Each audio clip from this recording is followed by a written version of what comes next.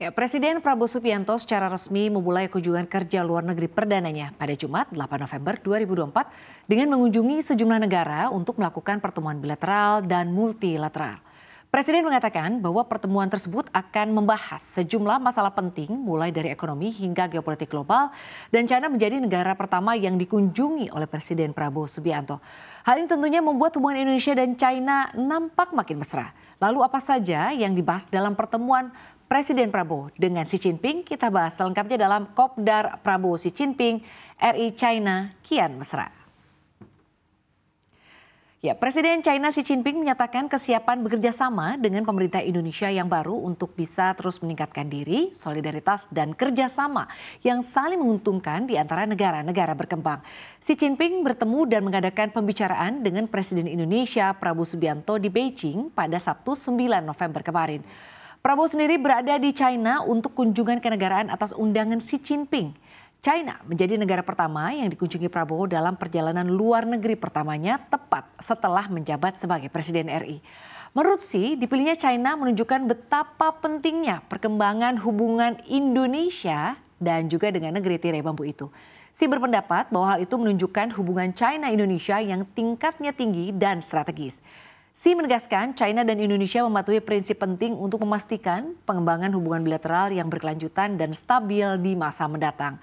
Dalam pertemuan bilateral tersebut, Xi Jinping mengatakan China bersedia bekerja sama dengan pemerintah Indonesia yang baru untuk membangun prestasi masa lalu, mendorong pembangunan masyarakat dengan masa depan bersama dengan pengaruh regional dan juga global, dan terus menulis babak baru dalam upaya perbaikan diri melalui solidaritas serta meningkatkan koordinasi dan kerjasama yang saling menguntungkan dan saling menguntungkan juga ya utamanya bagi negara-negara berkembang. Dan kalau kita lihat sih juga menekankan bahwa China dan Indonesia harus mengonsolidasikan kepercayaan strategis tingkat tinggi, meningkatkan pertukaran dan juga kerjasama tingkat tinggi antara pemerintah dan juga badan legislatif dan juga kalau kita lihat di tingkat subnasional. Kedua belah pihak harus memperkuat pertukaran pengalaman tata kelola, saling mendukung dengan tegas dalam mengeksplorasi jalur modernisasi yang sesuai dengan kondisi nasional mereka dan juga saling mendukung dengan tegas dalam menegakkan kepentingan inti dan perhatian utama masing-masing. Dan selain itu pemirsa kalau kita lihat ya Xi juga meminta kedua pihak untuk lebih meningkatkan tata letak kerjasama strategis dan mendorong kerjasama mengenai 5 pilar, yakni politik ekonomi, pertukaran antar masyarakat dan budaya, urusan maritim dan keamanan. Xi juga menyatakan bahwa China siap bekerja sama dengan Indonesia untuk membangun lebih banyak lagi proyek untuk bisa majukan rakyat Indonesia. Dan kerjasama itu juga termasuk memperkuat pertukaran dan kerjasama dalam pengentasan kemiskinan, kedokteran, budidaya gandum dan perikanan, memberikan dukungan untuk pelatihan personel ilmiah dan juga pengembangan pendidikan kejuruan di Indonesia, serta memperkenalkan lebih banyak lagi langkah fasilitasi untuk memperluas pertukaran personel. Lalu apa saja pemirsa kesepakatan yang dicapai dari pertemuan Prabowo dengan Xi Jinping? Kita akan bahas di slide berikutnya. Ya, Presiden Prabowo dan Xi Jinping menyepakati sejumlah dokumen untuk memperkuat kemitraan kedua negara. Saat bertemu Xi, Prabowo menggarisbawahi bahwa China tidak hanya dipandang sebagai kekuatan besar, tetapi juga sebagai peradaban besar yang telah lama terjalin dengan Indonesia. Ia menyampaikan komitmennya untuk meningkatkan hubungan bilateral dalam rangka kesejahteraan dan stabilitas di Asia. Kepala negara meyakini bahwa hubungan Indonesia dan juga China akan menciptakan suasana kondusif di kawasan Asia. Xi Jinping mengatakan kepada Presiden Prabowo bahwa China juga bersedia bekerja sama dengan pemerintah Indonesia yang baru demi keuntungan bersama kedua negara. Pemimpin Partai Komunis China itu mengatakan bahwa ia bersedia meningkatkan pertukaran dan juga kerjasama dengan Indonesia di berbagai bidang, termasuk pengentasan kemiskinan, obat-obatan, budidaya gandum, dan juga industri perikanan. Sejumlah kesepakatan kerjasama antara Indonesia dan China yang ditandatangani diantaranya adalah kalau kita lihat untuk yang pertama adalah protokol persyaratan fitosanitari untuk ekspor buah kelapa segar dari Indonesia ke China. Lalu yang kedua kita lihat ada pedoman kerja teknis untuk mempromosikan perikanan tangkap berkelanjutan. Lalu selanjutnya ada memorandum saling pengertian tentang penguatan kerjasama ekonomi biru. Lalu yang selanjutnya ada memorandum saling pengertian tentang kerjasama sumber daya mineral. Lalu yang selanjutnya ada memorandum saling pengertian tentang kerjasama mineral hijau. Selanjutnya pengertian tentang kerjasama bidang sumber daya air dan juga memorandum saling pengertian tentang kerjasama penilaian kesesuaian. Lalu apa saja sebenarnya peran China bagi Indonesia? Kita akan bahas di slide berikutnya. Ya, di awal kepemimpinan baru Presiden Prabowo Subianto, Indonesia dihadapkan pada pilihan strategis antara bergabung dengan Fakta Kerjasama Ekonomi Brasil, Rusia, India, China, dan Afrika Selatan atau BRICS, atau Organisasi untuk Kerjasama dan Pembangunan Ekonomi atau OECD, dua forum internasional dengan karakter yang berbeda. Keputusan untuk bergabung ke salah satu blok ekonomi atau bahkan keduanya akan menentukan arah diplomasi dan kebijakan ekonomi politik luar negeri Indonesia ke depan.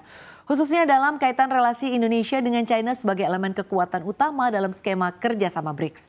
Reorientasi kebijakan ekonomi politik luar negeri Indonesia ini tidak hanya akan berpengaruh pada citra publik atau republik di panggung internasional, tetapi juga akan berpengaruh signifikan pada target ambisius pertumbuhan ekonomi di angka 8% di era Presiden Prabowo.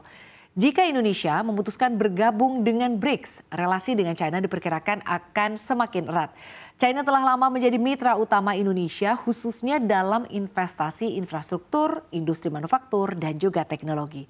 Di dalam BRICS, hubungan ini bisa lebih dioptimalkan melalui skema investasi dan kerjasama teknologi yang lebih mendalam. China berpotensi memberikan dukungan teknis dan pendanaan terutama untuk mengembangkan industri hilir dan sektor manufaktur guna melipat gandakan nilai tambah ekonomi nasional. China juga dianggap sebagai merupakan mitra ekonomi strategis utama Indonesia dan salah satu investor terbesar di tanah air.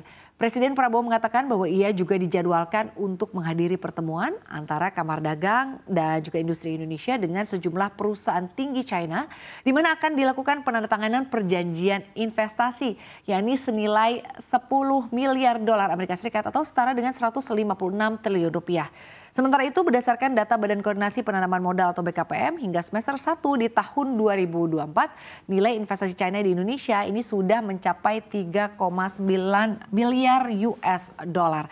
Ini menjadikan China sebagai negara dengan investasi terbesar kedua setelah Singapura. Presiden Prabowo juga menekankan komitmen Indonesia meningkatkan hubungan bilateral dengan China untuk kepentingan bersama kedua negara, kemakmuran, perdamaian, dan stabilitas kawasan Asia. Presiden Prabowo optimistis hubungan Indonesia dan China akan membuat situasi kondusif di kawasan Asia. Lalu bagaimana sebenarnya posisi politik Indonesia di mata global khususnya di antara China dan juga Amerika Serikat? Kita akan bahas di slide berikutnya. Ya, dalam pertemuan dengan Presiden Prabowo, Presiden China Xi Jinping mengatakan bahwa Indonesia seharusnya bergabung dengan Beijing dalam memimpin global selatan.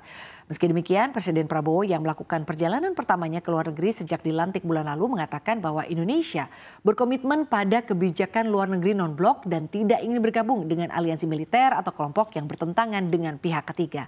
Pemimpin negara dengan mayoritas muslim terbesar di dunia ini juga mengucapkan terima kasih kepada China atas posisinya terkait perang di Timur Tengah dengan mengatakan bahwa Beijing menjunjung tinggi keadilan dan juga kebenaran.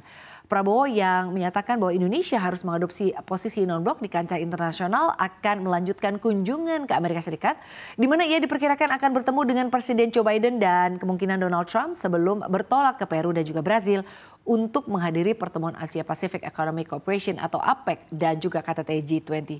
Sebagai pemimpin baru Indonesia, Presiden Prabowo menegaskan kembali komitmen negaranya terhadap kebijakan luar negeri non-blok di tengah dinamika geopolitik global dengan tetap membuka peluang untuk kerjasama strategis dengan berbagai negara.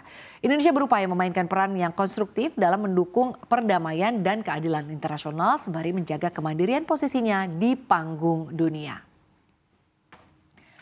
Ya pemirsa, melalui komitmen terhadap kebijakan luar negeri non-blok dan juga fokus pada kerjasama yang saling menguntungkan, Indonesia di bawah kepemimpinan Presiden Prabowo menunjukkan arah diplomasi yang mandiri, seimbang dan proaktif dalam menghadapi tantangan geopolitik global. Dengan pendekatan yang menjunjung perdamaian dan stabilitas, Indonesia berpotensi memainkan peran kunci dalam menciptakan tatanan dunia yang lebih adil dan kolaboratif di masa mendatang.